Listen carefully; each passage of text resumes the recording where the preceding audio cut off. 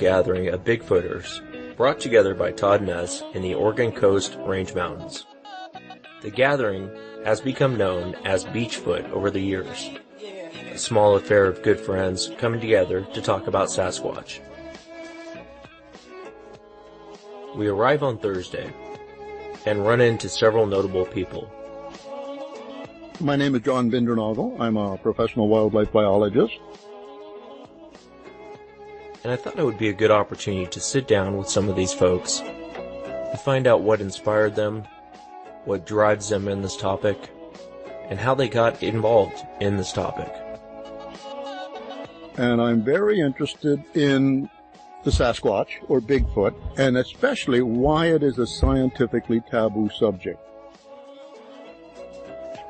Shane Corson from Cryptologic Radio, Woody, and myself sat down with Dr. John Bindernagel.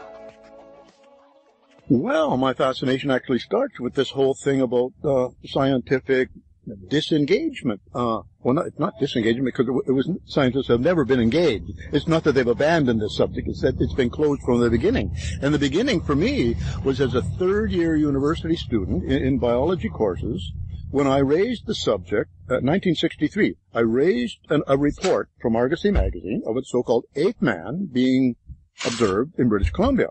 And I was laughed at. Professor said, oh, no, we can't talk about that, and we went back to moose, deer, elk, this was taboo even then. And I thought, my goodness, and, what was I, about 22 years old, still very idealistic, thinking about the scientific ideals of openness, and every subject is worth considering at least?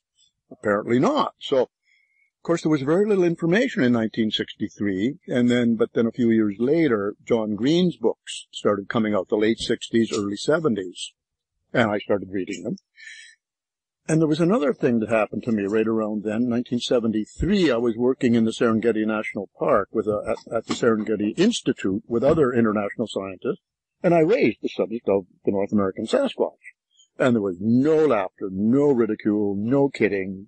Everyone's saying, well, now, John, if I were you, going back to Canada, I'd be looking specifically at food habits, and I think that would be the way to really get you to, start studying this thing in a good way. So that was really helpful to me to know that some scientists could take it seriously. But what happened then was that I went back to Canada, and we moved out to BC then, largely so that I could start Sasquatch studies. That was 1975. And, of course, I did not mention it. I had realized that this is a subject that, as a new biologist in British Columbia, one did not raise. And so I quietly studied it on my own. But there was this, I felt strange that here I was studying this interesting large mammal that my colleague did not want to hear about. And then in 1988, my wife and I found these really great fresh tracks while on a hike with a school group. So following that, I had this couple of really nice plaster track casts on my desk. And I'm still thinking, why is no one doing anything with this? And I thought, John, you better pick up the pace here, still being quiet about it. Why do you think the scientific community wants nothing to do with it? Well, this question has intrigued me for a long time. Why is it scientifically taboo? And that's what I dealt with in the second book. Because in the first book, I talked about the anatomy, behavior, and some of the ecology of the Sasquatch, and expected some scientific dialogue and back and forth. And it was simply ignored. It's not that people were down on it or argued about it. They simply dismissed it. And so then I realized, okay, John, you've been discussing the anatomy and behavior of a North American mammal not yet discovered, or not yet, or the way I sometimes put it, whose discovery has not yet been acknowledged by the scientific community. So that got me into the discovery process. And I came to realize, we are making this enormous discovery claim. And it's not just an unlikely thing that there's this 7-foot tall, 800-pound, upright large mammal in North America. It's perceived as a far-fetched claim. And even in the history of medicine, some claims have been dismissed. There's no theoretical basis, or it's too large a leap from where people are now. So I'm not saying I excuse my scientific colleagues, but I understand that That's a very, very large claim. Like I say, an enormous claim. And I think some investigators fail to recognize just how enormous the claim is and maybe treat it a little too trivially as a subject of entertainment, as a weekend warrior sort of activity. And so not that I'm blaming them. I'm always try to bend over backward to say this is the responsibility of scientists, relevant scientists, who have ignored it. Amateur investigators have filled in that vacuum, and most are doing a very good job, well-disciplined, very dedicated. Others, less so. Okay, like in any group. But that's the way it's going. So what this will be when the discovery claim is finally acknowledged is a great victory for citizen scientists, amateur investigators. Amateur in the sense of, like the British sense of amateurs, like Darwin was, sort of lovers of science, not necessarily, not amateur in a negative way at all, but just not credentialed, and credentials, I keep coming back to this. There's the circularity. Credentialed scientists won't touch this thing, or in general, with a few exceptions.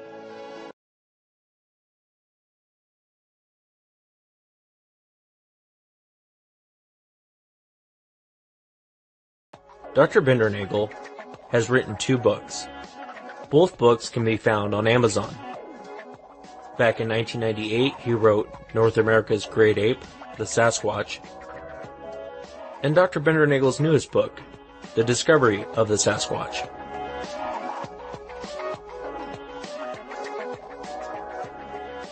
Oh, well, thank you for referring to it as a new book. It came out at the end of 2011. I still think of it as a new book. It took 7 years, and I'm still sort of recovering from that research and writing process. But that's when I got into this whole idea of, okay, first of all, I had to review the evidence again because scientists did not read the first book. So I felt I had to go back and cover some of that ground again.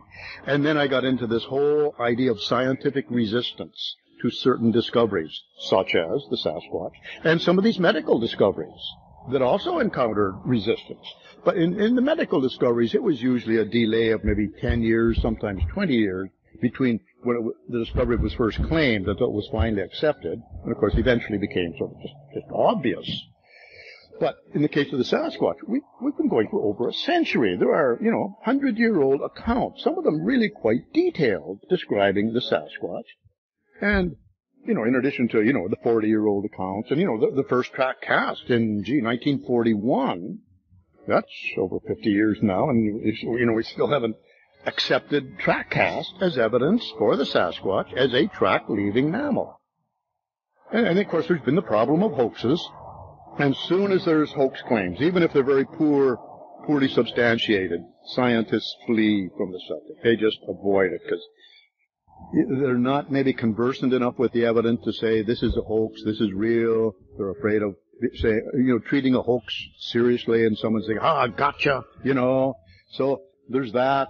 Well, and scientists are very reputation conscious, very conservative, and mostly this is fine, or at least okay.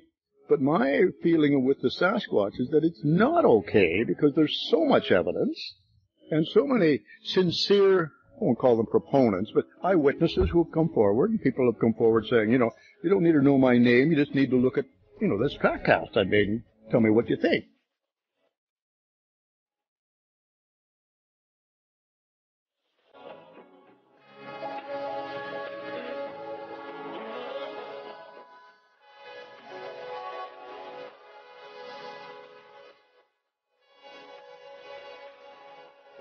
The night before, Dr. Bindernagel gave a speech on all of the good evidence that's being collected now.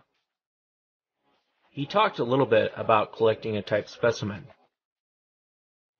I asked Dr. Bindernagel what would be the impact if someone were to shoot a Sasquatch and bring one in.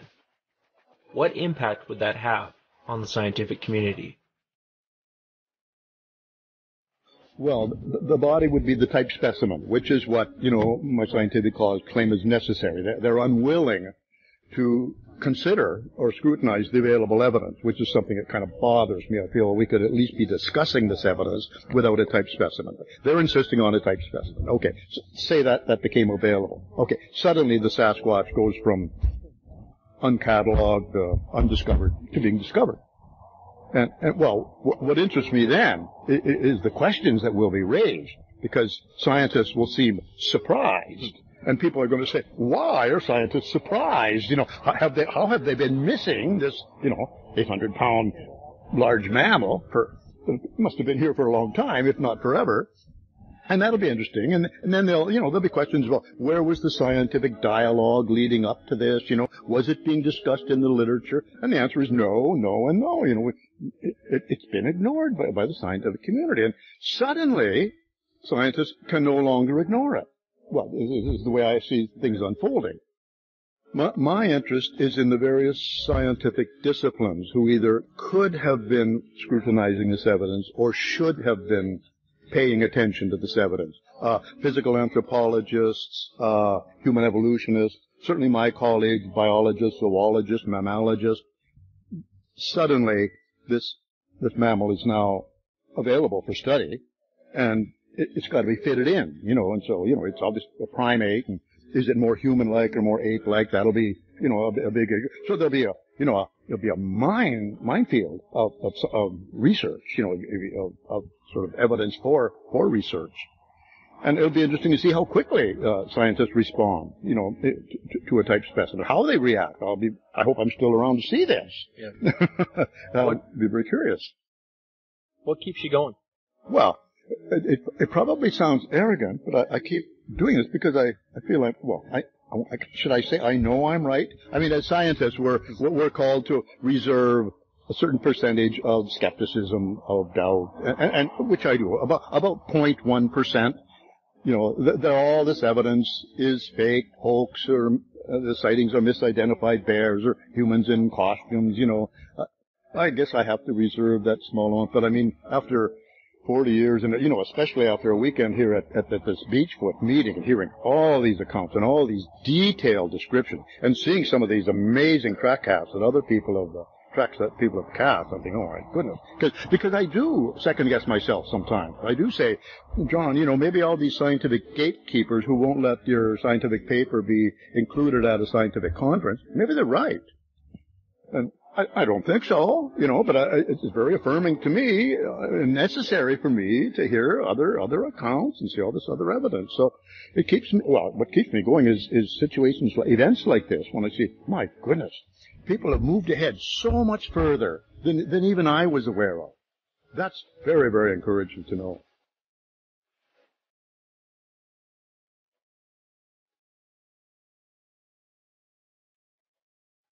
I talked to Dr. John Bennernickel about the changing landscape in the Bigfoot community. We've interviewed cops, lawyers, doctors, military personnel, people of profession that have come out and shared their stories with us. 10, 15 years ago, you didn't see a whole lot of that going on. Now there's groups out there who have the main goal of shooting a Sasquatch, bringing in a type specimen. Well, this is an interesting situation because, I'm 73 years old. I graduated in 1964 with my first degree. And I guess I'm what you'd call an old school biologist. And in the old days, one collected a type specimen. It was no big thing. And I was talking to an ornithologist here, They would record bird calls in Peru, and then they'd go and collect the specimen, prepare it, and put it in the museum. We did that with mammals. We did it with birds. We did it with amphibians. And, it was just the norm. But now we've come to this different age, and we're dealing with a primate here, and something there's kinship involved, for some people, very, very close. And the idea of actually and it's this catch-22 situation. Scientists are insisting on type specimen, but see, Grover Krantz took a position. He said we need to collect one, collect being a euphemism for shooting one or whatever, euthanizing one. And once we have one type specimen, then we get protection for all the rest. He was heavily criticized for that. That was not an acceptable position to take. So we're in this dilemma. They insist on a type specimen, but we're not to collect one. They won't most of my colleagues are unwilling to examine the existing evidence, some of which I think is pretty conclusive. Usually I have a plaster cast with me here, and this is hard evidence, and a bit of a joke, but it is. Yeah, it's treated as physical evidence. Jeff Melvin would say, no, it's actually trace evidence, in the sense that it's a trace or track left by the animal, but so many people misinterpret trace as minor. It's not minor at all. For me, it's the main point. So, as I showed last night, I'm working with remote cameras. Now, I want to get a system in place that, in case someone says to me, hey, I've had a Sasquatch coming onto my land here for, a year or something like that. And you should come out here, because they come every year in November or something, And then I would have a photographing system in place for monitoring that sort of thing. And that's what I'm working on. So maybe I'm naive, but I think that could happen, And I know that people, in some areas, I'm not hearing that here, that people are having, now there's people with 3 and 4 sightings in a relatively young lifetime. Gee, about 20 years ago, if someone had 2 or 3 sightings, people were very skeptical. No, very unlikely you'd ever have more than one sighting in your lifetime. Well, that's changed significantly. Mm-hmm. So I got one on a picture on a game cam. I'm going to send it to Shane. I should send it to you too. Oh. The lady sent it to me and Woody. Oh. Said, what do you guys think this is? And it's walking away. It looks like the Patterson film. It looks like it's walking away. Oh my goodness. It's a still clip, but it's a still clip. Yeah. Oh. But it's good. You can see all the calf muscles and all that. Oh my goodness. The back muscles. And then the sun's coming in from different angles of the tree, and you can see it blitzing off of the, it would have been almost impossible to Photoshop. Yeah. Almost impossible to Photoshop. But you can see the light hitting like a certain part of its back, and then you can see it hitting its butt, you can see it hitting its legs, and the sun's coming in, and you can really get it good. Wow. You see, I think in that way things are changing. What my scientific colleagues, now Jeff Meldon, who's much more in academia than I am, he says, no, we do have a lot of colleagues out there. They're simply being quiet. They're simply waiting. They're not saying yes, no. They're simply being, they have an undisclosed interest, almost a closet interest. And he's finding some of his colleagues more outgoing, more open. I haven't found that in British Columbia, but then we seem to be super conservative compared to Americans, but maybe that's a cultural thing. But, I think now, a film like the Patterson-Gimlin film, if that were happened again, I think that would really change things. That, here it is again. Would increase the credibility of the first one, which has so commonly been dismissed as a hoax. This is an objection of some of my colleagues with all these game cams out. How come no Sasquatches? Well, Sasquatches we're talking primates here, very intelligent. And as I said before, it's a needle in a haystack. A lot of times what they think. That's right. People think, thousands of game cams out. Well, what area are we covering? A small percentage of habitat. Yeah.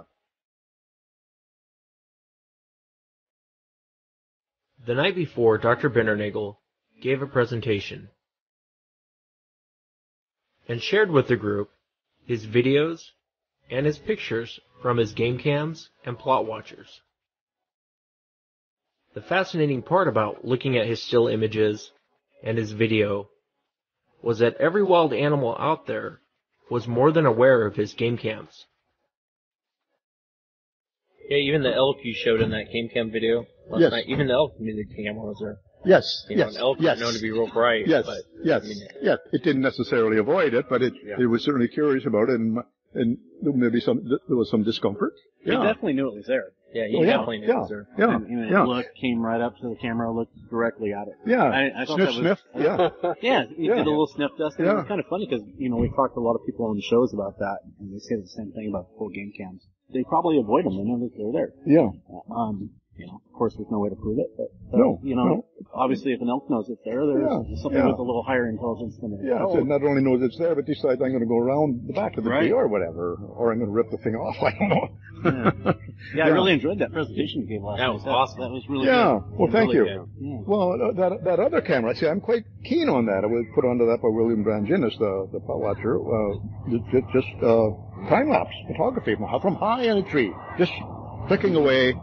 Kind of like the bear, you should come down. Yeah, exactly. No detection involved. There's no interaction between it'll click away there all week and there'll be nothing, and then maybe a bear, maybe a bird will fly by and stop it. And I think that was kind of good too. I haven't done a whole lot of put cameras out in game trails, but one thing that kind of stuck with me last night, you showed like with that bear, you had a camera coming in where the bear came in. And then the way it was camera placement was really key, yeah, too. back to back. Because you just covered about 300 yards with 2 cameras. That's right. And you had full detail of something coming in, and you saw, I mean, it was only for a split second. You didn't see where it was at, and you saw it leaving, going the other direction. So I think a lot of people that it clicked with me is like, wow, you know, it was smart the way that you set the cameras up. That was one of the learning things for me, working with cameras. Yeah. No, it's another tool, you know, and, you know, people are using drones now, but for a drone, you really need an area where you're pretty sure there's something there, and you've only got about 20 minutes of battery power or something, but. Hope to see you next year. Yeah. Yeah, well, I'll write up my notes. I think, gee, I can't afford not to come. You know, that's what I thought. But yesterday, my goodness, I wouldn't like to have missed, I would hate to have missed it, but I wouldn't have known what I was missing, of course. But I mean, what? That could even be worse, though. Not knowing. Yeah, but what a shot in the arm. Well, I'm already thinking of people who should have been here. You know, the guys I'm working with up there, the investigators, and also, of course, my scientific colleagues, who can say, okay, I don't really accept that interpretation, but I mean, but there's the guys, plaster cast, well, and, you know, and stuff like that. Yeah. I think it's so important to create, well, what's happened here, an atmosphere has been created where people can speak freely, share experiences. No one's saying... You can build friendships. That too, yeah. And no one's saying, well, the Sasquatch, if it exists, seems to look like... There's none of this if it exists stuff. People here who've seen them, I mean, so basically they have a problem. And this is something I'm quite... You say what keeps me going.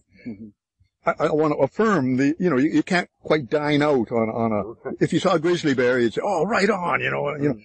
People aren't saying, well, where I'm comfortable, they're not saying right on for Sasquatch. They're saying, oh... Are you sure? Oh, I doubt. It must have been a bear on its hind leg. You know, go on. And just some alternative explanation.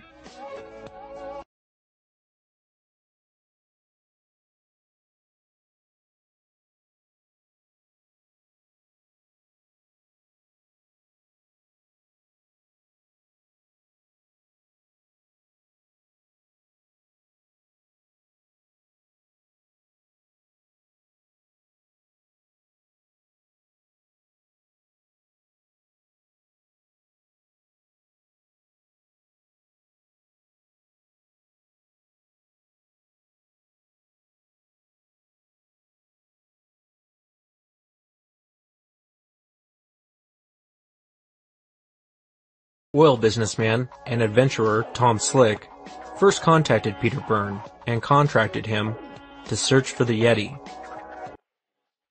I told Peter he was huge on YouTube. His response? What's YouTube? My response? Google it. When I was very young, my dad used to tell me stories about the Yeti, the abominable snowman. So I've always had an interest. And then, after World War II, I found myself living up in North India. So I started going in the Himalaya. Small expeditions, 2 men, 3 men. And I did 3 of those. And through those, in 1956, I was contacted by Tom Slick. He said that he wanted to project an expedition, a Yeti expedition, into the Himalaya. So we met in New Delhi and had some long talks. And in 57, I took the first American Yeti expedition in there. And we spent 3 years. We came down for Christmas each year. We spent 36 months up there. At the end of 36 months, it was the end of 1959, we came back down to Kathmandu, and there were lots of cables, and the cable from Tom. And I said, you've been up there long enough. I'd like you to come to the States and look for the American Yeti. So we looked at this cable, and we laughed. So I came over to the States in early 60, went to Texas, sat down with Tom, and looked at maps of the Pacific Northwest, which is 3 times the size of the Nepal Himalaya. The Northwest there, vast. So I was intrigued. So went up to Willow Creek, set up a base there, and ran his project for 2.5 years until he died in October 62. When it came to an end, that's how I started. That's how I got into it. Starting with the Yeti, and then coming into the Bigfoot thing. Ran a big project in the 90s for another man. A couple of smaller projects, and right now I'm sort of freelancing with a small group out on the coast and we're putting cameras out. It's a very small effort. We have 6 cameras in an area. We move them here and there. I'm getting the usual thing, photographs of bear, elk, mountain lion. That's all. I asked Peter about evidence that he had found while searching for the Yeti, and I had to hear the story about the Yeti hand that was taken from the monk temple. We found a number of things.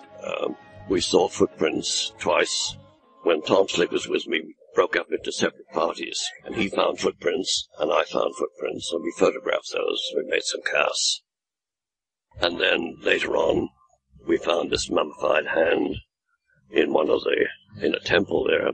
We got that back to London. So some scientists there have examined it. There's no DNA in those days, of course.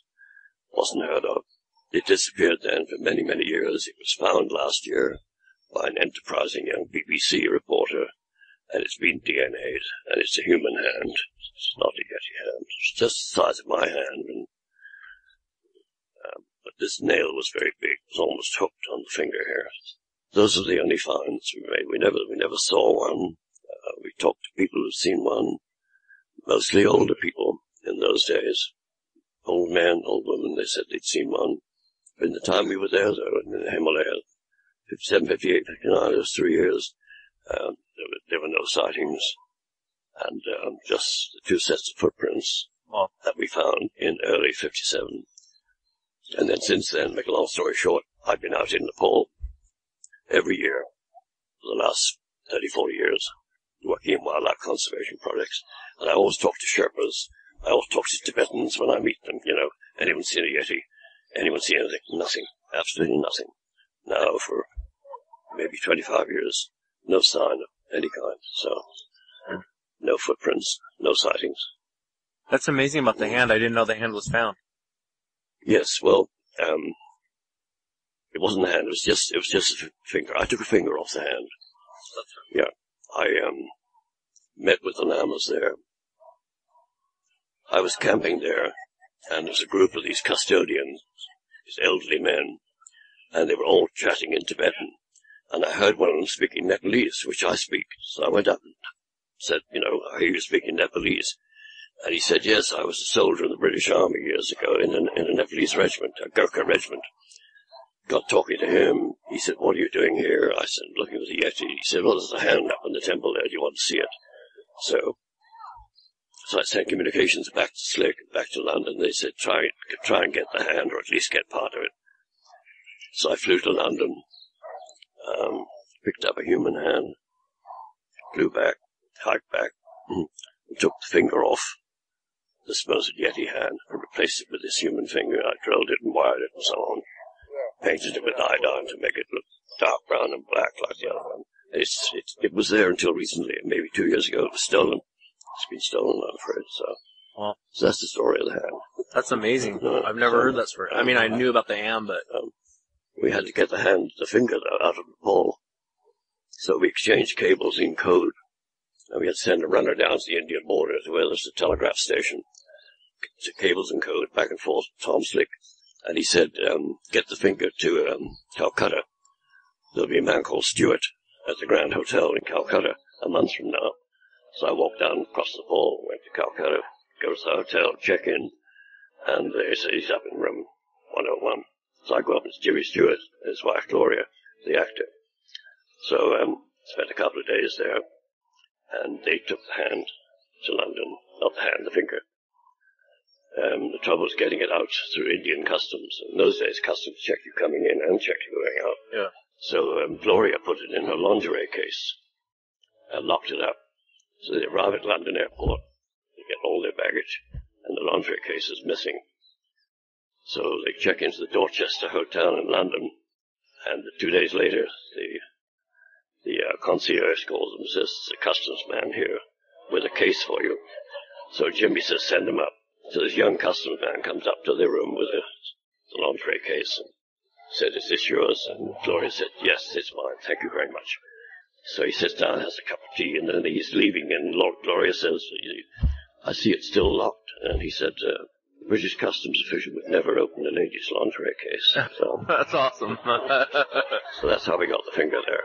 So, but right now, I don't know who has it right now. Anyway, it was found and recently examined, as you know, probably. Yeah.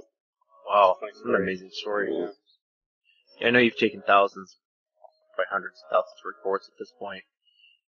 What do you think that Sasquatch is? And there's no right or wrong answer. Everyone has. Oh no, the answer is I don't know any more than anybody else. I like the way it walks upright. Nothing else walks upright on the face of the earth, as you know, except us. I like the fact that it has white to the eyes, which we have. Nothing else has. So there's possibility of it being a hominid, a man that still has his hair. Possibility. But after all these years, we know almost nothing. We don't know what it is. We don't know what it eats. We don't know how it sleeps. We don't know if it makes fire. We don't know if it makes structures. We know almost nothing. This is my opinion. We know almost nothing. So. Peter Byrne, the man who spent his whole life searching for the Yeti and for the Sasquatch. We asked Peter if this mystery will be solved in our lifetime. I hope so. I hope so. Before I pass on. And the answer is, of course, the body, physical remains. Right. And as you know, the Northwest has an incredible disposal system of garbage. The carrion eaters, bears, coyotes, porcupines, crows, ravens. Something dies, disappears. It's eaten. A bear will pick up the scent of a decaying carcass half a mile away easily if the wind is right.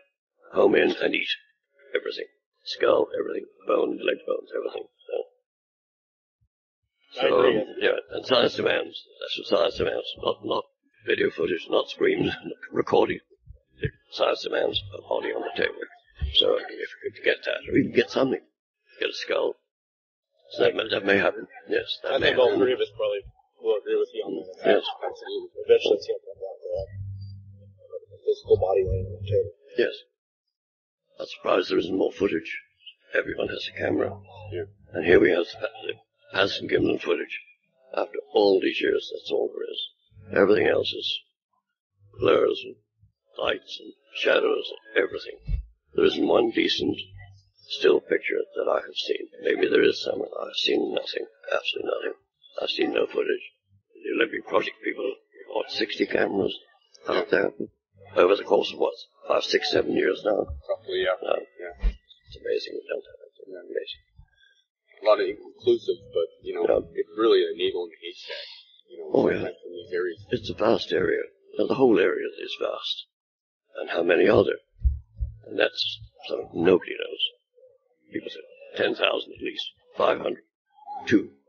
Nobody knows. I and my associates are a little bit worried at the decrease in reports, incredible reports, in footprint finds and in sightings. The last one I have is January 2007. That's the last credible sighting that I know of. By this, I've met the person, sat down, gone to the site, gone back to the site again, and I believe the guy. I believe that he actually truly did see one. It's where we have our cameras right now, our little camera effort. But otherwise, there's lots of reports, but they don't, are they credible? Not to me, they're not. No. Lots of stuff. So. Peter, you mentioned the coast, and you don't have to mention the area, but beside that encounter that you interviewed the witness, is the coast anything special to you as far as researching or? Yeah, it is special in that I don't have a big project. I can't spread out.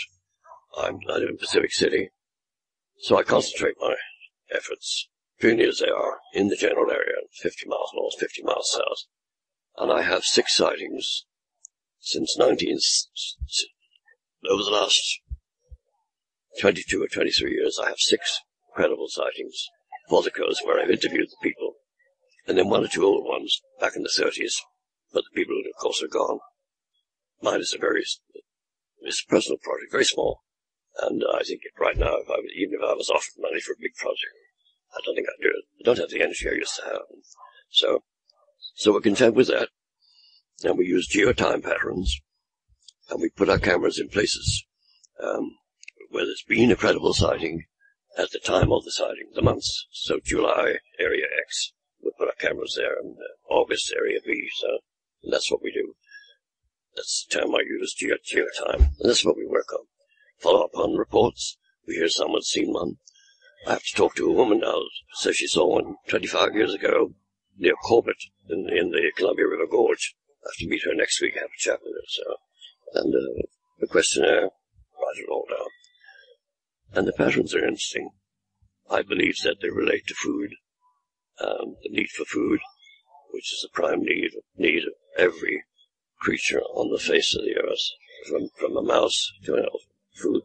We need food, we go to Safeway. Animals need food, they've got to go looking for it. And these creatures, its descriptions are real, they're big, they need a lot of food, they have to eat every day, quite a lot. And that's probably what has them, wherever they are at any time, is food, the availability of food in that place. How do you determine if someone's credible or not? You do your best. I have a questionnaire.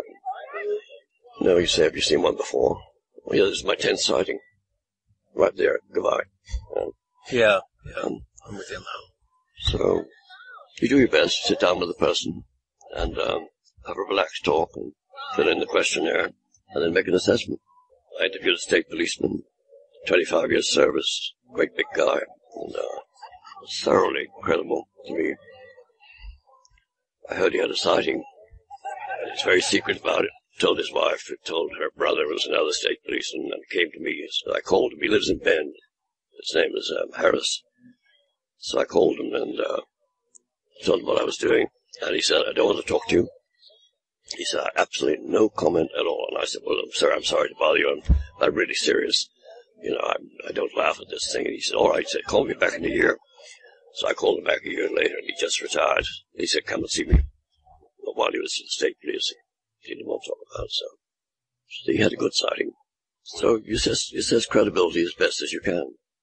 How do you think things would change if someone shot one tomorrow, brought in the body? How do you think, what would change in our world? Well, we believe it, of course, and science would believe it. Scientists would say, great, let's see it and examine it, and then we would know for sure that they are there, that's a few there, or there was one there. That could happen, but it doesn't mean that an army of people are going to descend on the Pacific Northwest and go looking for them, and even if they do, we're not going to find them. I mean, since World War II, there's 55 planes have crashed in the Pacific Northwest since the beginning of World War II, and 20 are believed to have gone into the sea, leaving about 30 that haven't been found. One was found in Mount Baker. The last few years, been down 30 years. One was found in Idaho. It's been down 35 years. One was found, crashed 6 miles from where I live, and it was there for a year before they found it. A plane is in a huge, massive crash, metal. It's in one place. It's not moving. It's not going to run away from you. And we can't find them. One plane was flying from Anchorage to Boise. It had 42 men, 42 young airmen on board. It crashed in BC. It's never been found. One crash, I think it's 18 years ago, which has a Senator Hale Boggs, and an Alaskan representative. The families are still looking for that plane, and they have a rough idea where it crashed in BC, and they can't find it. So people say, okay, where will these things hide? Yeah. The Yeti story was amazing. Yeah. I've never heard that. I mean, I knew bits and pieces of the story. I always wondered how he got it out. Yeah. It's a spy movie. Yeah, totally spy movie. Yeah, the Stewarts are a great couple. They were friends for years and years. And then Gloria died, and then he died. Yeah. A lovely couple. How I met Tom Slick is interesting. I was in the Himalaya. I was in the country of Sikkim, which is up between Nepal and Bhutan. And it was evening time. And we were looking for a place to camp. It was very cold, misty. And I had 3 men with me, and we saw this spark of light away in the distance. And I said, what's that? And they said, that's the Darjeeling Himalayan Mountaineering School. And they take students up there. So we hiked and came into this camp. And there was a bunch of Sherpas there, and I knew a couple of them. And Tenzing Norgay was there. Tenzing, who climbed Everest with Hillary, with Ed Hillary. He was there, and I knew him from before. So he said, "What are you doing?" I said, "I'm looking for the Yeti." So Tenzing said, "There was a man in my house a few weeks ago, and he's very interested in the Yeti expedition, and he left a piece of paper with my wife. So about 3 weeks later, I get back to Darjeeling. I go and see Mrs. Tenzing, and she has this little piece of paper, and on it is written, Tom Slick, care of the National Bank of Commerce, San Antonio, Texas." So I wrote to him and said, "I hear you're you're interested in the Yeti," and that's how our communication started. A little spark of light in the mountains. Wow. Yeah. I can't believe how long you were up looking for that Yeti. That must have been miserable. No, it was great. It was exciting. It was exciting. It was a great privilege, and we had great people come and join us back and forth. Gerald Russell, who brought the first panda back to New York in the 1920s with a woman called Ruth Harkness, people like that. All kinds of people that come up and join us, spend a month. And we lived in caves a lot of the time, because you can have a fire in a cave and keep warm, and you can't have a fire in a tent. The tents were cold and miserable, so we started living in caves. And the Himalaya has no real caves, because geologically it's a very young range, but it'd be enormous rocks with a big crack in them, and caves would be underneath, or there'd be leaning rocks. And that's where we spent a lot of time to get out of the weather. So, yeah. Up in that area, what other life did you guys encounter? What did you guys eat for food and that sort of thing? Well, we use local food. Potatoes grow everywhere. The British introduced potatoes. Every sherbet grows lots of potatoes. And then we had a couple of men, the runners, and they would run back down 30, 40 miles to lower elevations and pick up chickens, eggs, vegetables, fruit. And they're constantly doing that, supplying us. Lots of wild raspberries, wild strawberries up there. And then the animal life is entirely dependent upon the elevation. And in the forests, there were leopard, lots of bear, black bear. We saw wolves a couple of times. Jackal, which is the equivalent of the coyote here. Langur monkeys, the big grey monkeys, they go up to about 14,000. It's great big monkeys, weighs about 50 pounds. Lower down, the brown monkeys. Some deer, and wild boar, quite high. And then the animals, of course, phasing out as you go higher and higher, and eventually up at about 16,000 little rodents called mouse hares, and they live in the rocks, and that's as high as animals go. We'd see birds higher than that. We'd see crows sometimes. There's a red-beaked crow, and we'd see them up at 18, 19, 20,000. And we were in the 10 to 15,000 foot level most of the time. That's where the forest is. Dense forest, you wouldn't believe it. Dense forest, rhododendron forests, ferns, juniper. And as you get higher, you get into dwarf forests, and then you get moss, and then you get lichen, and then it fades out at very high, 16, 17,000. There's growth. And the Yeti, and all the reports were in forests, not up in the snows. He was called a snowman. There's nothing up there like to eat. So all the reports we had were in forested areas.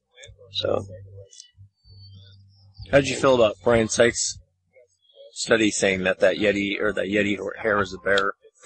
That it's a. That was fascinating, and when I met him, he came to stay with me a couple of months ago, and I think he's doing incredible work.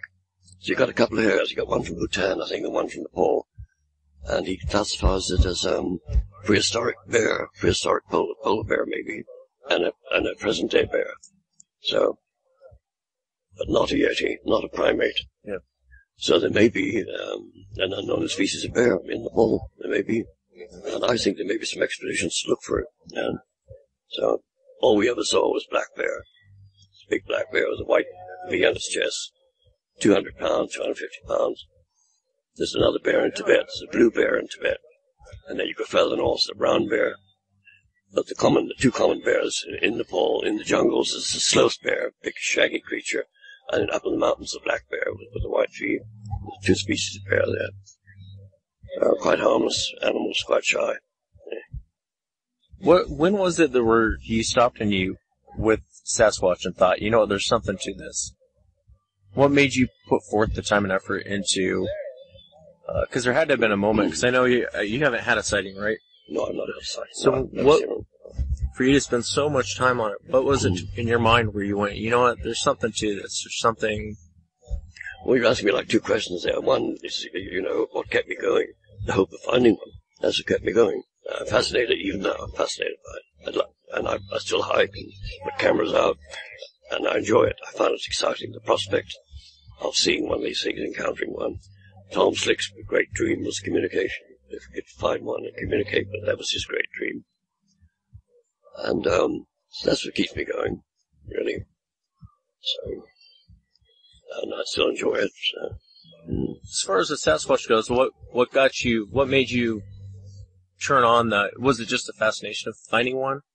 Or there had to have been something to make you go, you know what, there's something to this, I'm going to put my time and effort into this. Yeah, I think when we first started in the 60s was meeting people who said they'd seen one, eyewitnesses, and sitting down with them and interviewing them and believing their stories. Not all of them, of course.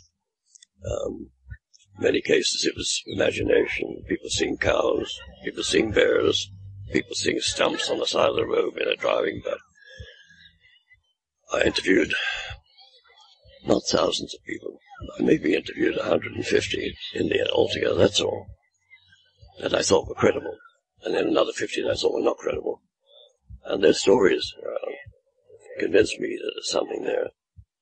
That all those people, state policemen, deputy sheriffs, engineers, surveyors, loggers, 2 judges, a doctor, all kinds of people, I'm convinced, saw a man in a fursuit or an unknown primate. They did see something. I really believe that. Straight in the eyes, they're telling me stories. I believe they saw something. And the possibility of a man's fursuit is pretty remote, I think. So I think they really, and that's that background, that the historical background. We had a woman down there who worked for us, an Indian woman. Betty Allen was her name, and she did a lot of digging, dug up stuff from 40, 50 years ago, 100 years ago. She was a newspaper woman, and that stuff was fascinating. So there is a background, I say. Didn't start in 1959, didn't start out. There's lots of stuff from the 30s, the 20s, way back. That was convincing. And then the footprints we found, those were very convincing to me. And then along came the 67 film, which I think is real. And then since then, more sightings, more interviews. It was an honor. Thank you so much for... my pleasure. Oh, absolutely. It was an honor to meet you. It was an honor to sit down and talk with you. And thank you.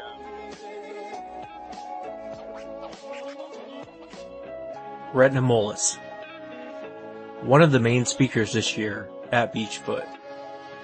By day, he works as a professor and has a PhD in psychology. I'm Retman Mullis, and I live in the Seattle area, and I've been doing Bigfoot stuff for 37 years, and I'm here at Beachfoot 2014.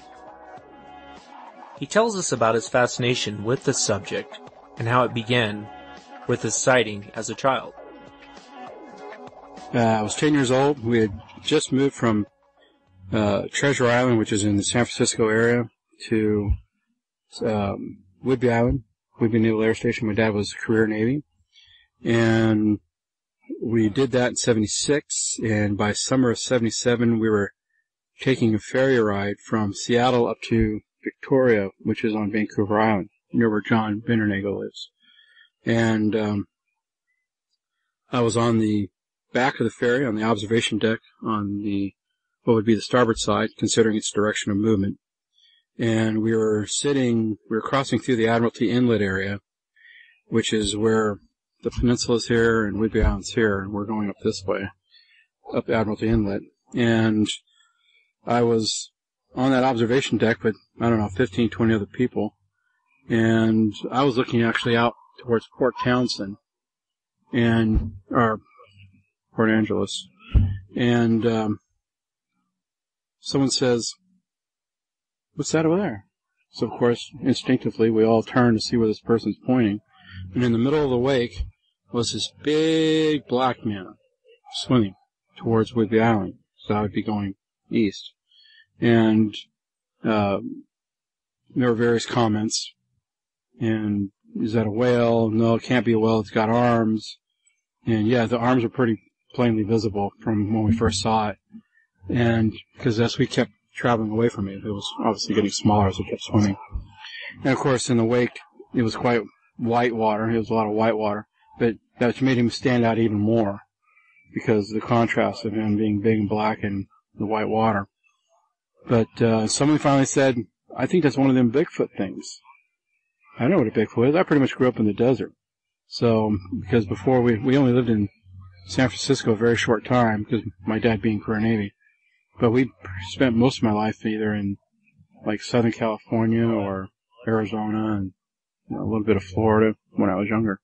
But, so I never had any kind of knowledge of all that. And when he said the word Bigfoot, I'm like, I didn't know what that was. And that's when I started reading about it. Matter of fact, some of the first books I started reading about were John Green's books. And that just got me started. And it wasn't until after I got out of the Navy, I was living in Utah, that I really took it back up again to really start reading more and learning more. And that's when I started SIR Bigfoot, Sasquatch Investigations and Research, which we really didn't do much because in Utah, there wasn't a lot, nobody wanted to talk about it. Nobody wanted to do anything about it. So as far as I knew, maybe there wasn't Bigfoots in Utah. Well, now we know better. And then it was in '88 that I came back to Washington. And, of course, that's prime Bigfoot territory. And started doing it a little more seriously. And by the time we got into the early 90s, I started doing field experiments and came up with the proximity experiment, which was very successful. And we just kind of progressed from there. SIR Bigfoot, after I went back to school and I became a research psychologist and a professor, I decided, I'm gonna bring the whole science realm into this. And so we switched SIR Bigfoot, which was pretty much really defunct at that point anyway, but just switched it all over to Bigfootology because I wanted to use a name where it was very easily associated all around the world. Because there's 1,000 names for Bigfoot all around the world, but nobody knows what those names are. But everybody knows what the term Bigfoot means. So that's why I didn't use Sasquatch, or hominology, because most people don't know what the heck hominology is either. Like, was that, you play music? Yeah, get my banjo out. So, anyway, so everybody can identify, whether they like the word or not, they can still identify what it is. And so that's what we did. I mean, the study of the Bigfoot phenomenon, the reason why I say phenomenon, is not just about the creature itself and what it is and its behavior, but also about the history of it and the psychology about what drives us, the community itself, which is why Friday night I was talking about the community as a whole, social ramifications of the Bigfoot world, because it has transformed all of our lives, hasn't it? Absolutely. Yeah. Have you had any sightings since you that first one? Okay. In '97, we went out to the Tulalip Indian Reservation in Marysville, which is just north of Everett, Washington. And my research partner at the time was Jerry Holman, and who was an old Adak Indian, Inuit Indian. And he taught me a lot. Quite frankly, I forgot most of it. But anyway, he taught me a lot, and he was a lot of fun to work with. He was 63 years old, and I was 30, and that boy could outrun me like I was nothing. But he grew up around these things, and his sister was the caretaker of a quarry, and they don't use a quarry anymore. I was a caretaker there, and he was telling me that she had prior reports of them coming up and knocking on her trailer, typical Bigfoot behavior, peeking in the windows, that type of thing. And it was a beautiful day, like today, sunny, and warm. So my girlfriend at the time and her son, myself and Jerry, we all went down to his sister's and paid her a visit. I did my basic interview with her, and she was telling me about all the different places she'd seen him around the quarry. And so we decided to take a walk after that. And when you walked out of a trailer, and I used to have all this stuff on laid out on the internet so you can actually see what I'm talking about. But when we walked out, the first start part we walked through to get to the quarry pond area was a patch of old growth with a canopy that you had to drive through, but we were just walking. And as we were walking through it, it wasn't very far, maybe 40, 50, 60 feet, somewhere in that range. And we got about halfway through, and I got that heavy, musky whiff. By now, by that time, I was like, I've smelled that enough, and I'm like, I know what I'm smelling. I'm like, well, this is promising. So, as usual, I went in the wrong direction.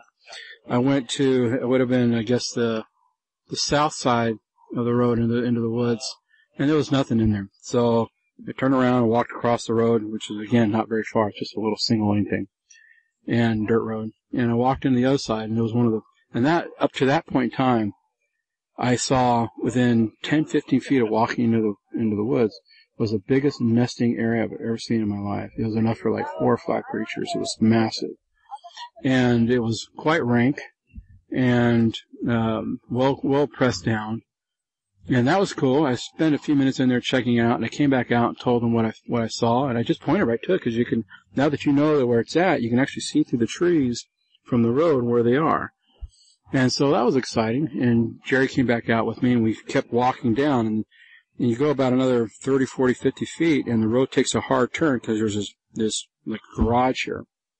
And then next to the garage is this quarry pond, and at the back of the quarry pond was a little more like a marsh, and in the middle of this thing was this 9-foot-tall blackberry, raspberry, whatever type of bush. You know what I'm talking about. It makes this big, huge dome.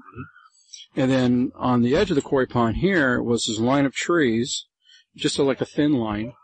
And then you had the quarry wall out along here, and it tapers down to the forest all through there. And there was forest up on the ridge, too, up on the line. Anyway, we get past that outbuilding, and we're just walking along where the quarry pond is. And all of a sudden, Jerry bends down and goes, "Look at that!" Just yells it out. And we all instinctively turn, and there she is, sitting next to this blackberry, raspberry bush, whatever it is. I'm not a botanist. I just know it's one of those stickly berry bushes. And she's sitting there, and she looks up, and it was really, really graceful. She had breasts. That's how we knew it was a female. She didn't have any tackle downstairs. So she stood up like it was just effortless and did one turn, and she stepped, and she was behind the back. She was just gone that fast. But it was not like she was bolting. She was just bing, bing, bing. It was just like that, real casual. And Jerry and I at that point ran around the south end of that quarry pond where that tree line was, and got up to where she was. And the part where she was not very wide, maybe 10 feet if I remember right, between the dry land and the blackberry bush. And you could see where she was sitting because all the reeds were just, the lilies were just pressed down because they were lily pads. And then you can see where she stepped because those lily pads are now black spots, as you walk up. Right. And when we got up to that point where we were at that blackberry bush, we could see, because the outbuilding now is here, we could see the back of the outbuilding, the blackberry bush, and the tree, and the forest here, and we saw her walk right up into the woods right there, which we discovered. I saw the road here, and I said, "Jerry, you stay here." And I ran back, got my Jeep, drove around, and met him there, picked him up, and we saw why she went into the woods right there, because there's actually trails that go through there. And there was one trail that was wide enough for me to drive my Jeep on. And so I broke out my sound equipment, and we're driving along, I'm literally just creeping. And I had my sound equipment out, and it was just an amplified box, that's all it was, with the earphones. And I could hear the snap, crackle, pop, and I could hear her breathing like, just a freight train, real deep and real methodic. And at one point, I told Jerry, says, "Hold your breath, because I can't tell if this is us being overly excited or her." So we both held our breath, and it never stopped. Snap, crackle. And we just kept, this went on for, it was over an hour. I don't remember exactly how long anymore, but it was definitely over an hour. And we just slowly kept creeping through this forest. And what I keep telling people today is, we lost her because we stopped hearing the sound when we got to this clear-cut area. We were still in the woods, but you could see through the tree line, like maybe 100 feet away. It was all clear-cut out. And so we really didn't know where we were at that point in time. And we stayed there, and we just didn't see anything, couldn't hear anything. And today, if you know that area, that area actually literally is the I-5 corridor, and where the clear-cut area now sits a Walmart and Cabela's and a casino. So that's why I keep telling people, if you know what you're looking for and you're in the right areas, you don't have to go far to see these things, because they're all around us. You know, and I'm not one of these people that believes a Bigfoot behind every tree either. I'm the one that usually gets people mad because I'm going, probably not. You know, let's look at the real stuff and forget about exaggerating all the silly stuff. Brendan Mullis has been involved in Sasquatch research for many years. So I thought it was appropriate to ask him, what do you think Bigfoot is? It's alive. It's bipedal. It's hairy.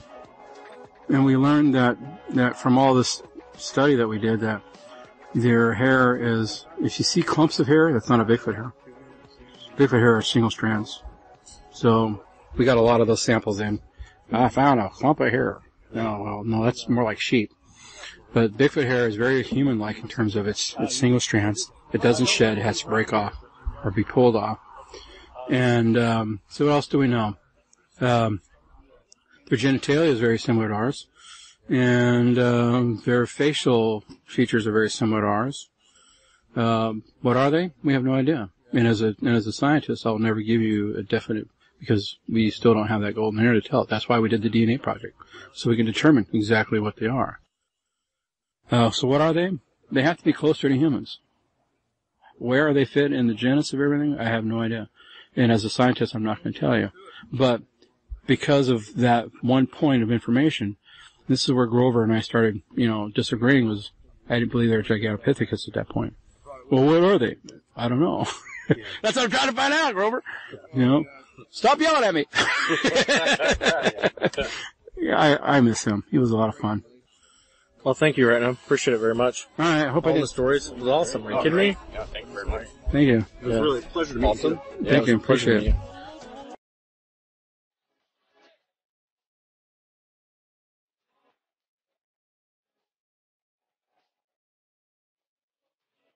What was my favorite moment from Beachfoot 2014? Here's where I'm supposed to say something like hanging out with Bob Gimlin, meeting Peter Byrne and hanging out with him by the fire, talking about different encounters, hanging out with Ron Moorhead. No, my favorite moment from Beachfoot 2014 was hanging out with Shane Corson from Cryptologic Radio and my brother Woody. I laughed more on Saturday night than I have in the last 2 years. Beachfoot 2014 is about good times and good people. Until next time, everyone, have a great night and thanks for listening.